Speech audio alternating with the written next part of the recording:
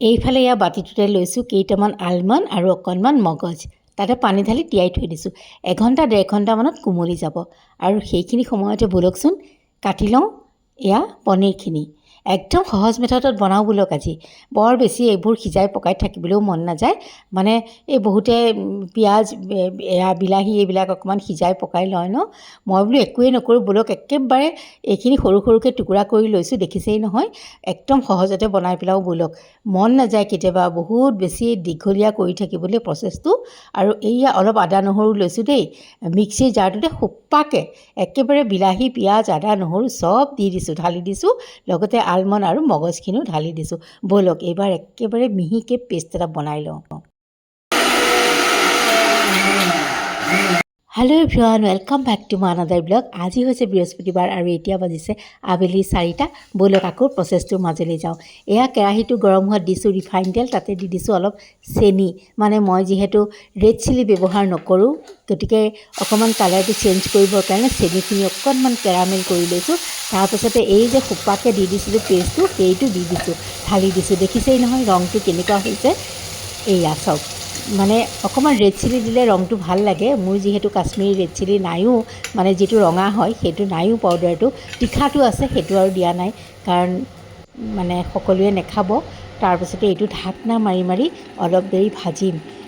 অলপ ভজা যোৱাতে দি দিছোঁ অকণমান হালধি, জিৰা ধনিয়া আৰু বিশেষ একো মছলা নিদিওঁ, খালি অকণমান কি দিম জানেনে, এই যে পনীৰ মছলা এটা আছে সেইটো অকণমান সৰু পেকেট এটা আছিল, তাৰ পৰা অকণমান ঢালি দিছোঁ। কিন্তু সোৱাদটো অকণমান বাঢ়ে যদি বাঢ়ক, এনেও বাঢ়িব।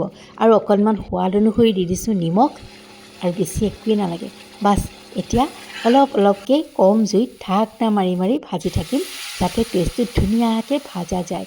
আৰু তাৰপাছত দি দিছোঁ অলপ উতলা পানী, ইচ্ছা কৰিলে অলপ বেছিকৈ গাখীৰো দিব পাৰে। মই পিছে এইয়া বাতি এটাতে অলপহে গাখীৰ দিছোঁ দেই, মানে অকণমান ডাঠ টাইপৰ গাখীৰ অকণমান দি দিছোঁ। আৰু তাৰপাছতে এই লং ইলাচি ডালচেনিও দিছিলোঁ, সেইটো দেখাবলৈ পাহৰিলোঁ। সেইখিনি উঠাই থ'লোঁ। দুটুকুৰমান পনীৰ হাতেৰে মোহাৰি পেলাই দিলোঁ আৰু বাকীখিনি গোটা গোটাকৈ দি দিলোঁ।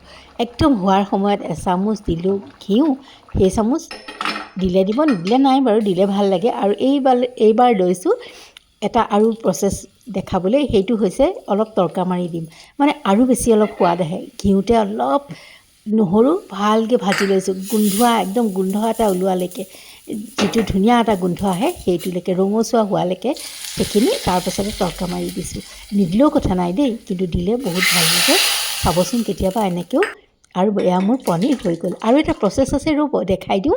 পনীৰত আকৌ লাষ্টত কি দিলে ভাল লাগে জানেনে, অকণমান কাছুৰি মেথি, সেইখিনি অকণমান হাততে মোহাৰি দি দিলোঁ। Bus paneer ready.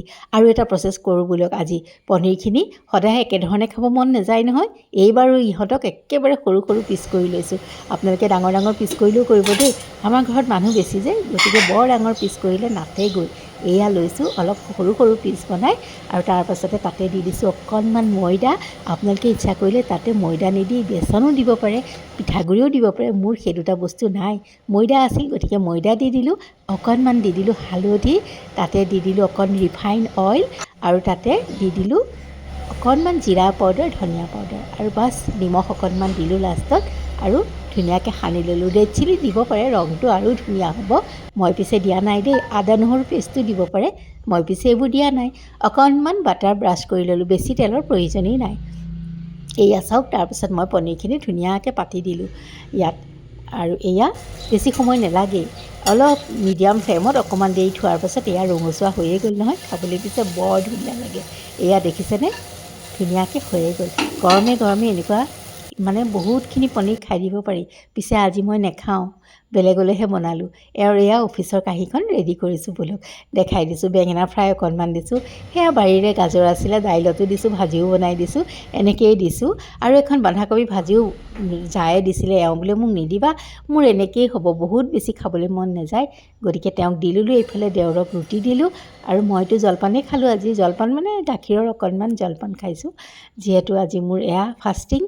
সেয়া তাৰপাছত আহিলেই নহয় বিহুটো। আপোনালোকে বাৰু ঘৰ দুৱাৰ চাফা কৰিলে নে নাই? মই আজি এয়া অকণমান কৰিছোঁ। সেইফালে বিচনাত একদম কাপোৰ ৰাতিতে উলিয়াই থৈছোঁ, মানে ছোৱালীজনীও আহি আছে যে, তাইৰ খাপটোত, আলমাৰী খাপটোত ময়ো মাজে মাজে কাপোৰ গুজি থৈছিলোঁ, গতিকে সেইসোপা উলিয়াই বোলো এতিয়া তাইতো অজৰাই দিওঁ। সেয়া আৰু অকণ অকণ দেখাই থাকোঁ ব'লক। আৰু আৰু একেদিনাইতো চব কৰিব নোৱাৰি এইটো আজি কৰিলোঁ চাফা এইটো হ'ল বাৰু আকৌ এইফালৰটো কাইলৈ কৰিম বুলি ভাবিছোঁ এইটো কাইলৈ কৰিম আৰু যোৱাকালি অলপ গৰম কাপোৰো ভৰাই থলোঁ বহুত ওলাই আছিলে আৰু যদি ভিডিঅ'টো চাই ভাল পালে তেন্তে প্লিজ লাইক শ্বেয়াৰ কমেণ্ট কৰিবলৈ নাপাহৰিব দেই আৰু তেন্তে আজিলৈ আহোঁ